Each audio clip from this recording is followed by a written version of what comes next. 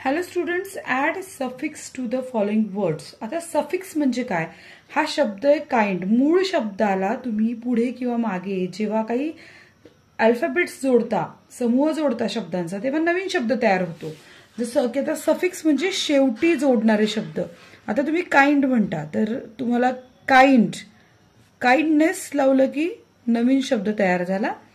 Happy, आता हॅपीच्या पुढे, हॅपीच्या बाबतीत कसं आहे माहिती का, जेव्हा तुम्ही स्पेलिंग लिहिता ना हॅपीनेस, पण हॅपीनेसचा वाय जातो आणि तिथं INESS असा शब्द तयार होतो.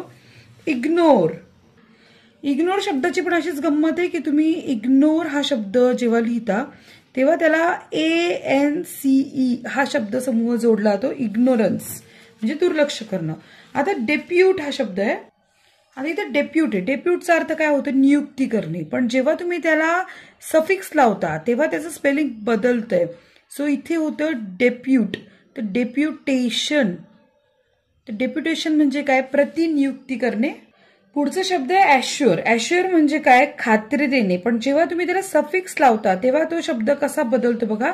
ई जातो त्याचा ANCE, ॲश्युरन्स म्हणजे शाश्वती असणे, म्हणजे आश्वासन देणं. आश्वस्त करतो ना आपण एखाद्याला, त्या अर्थाने. पुढचा शब्द आहे इमॅजिन.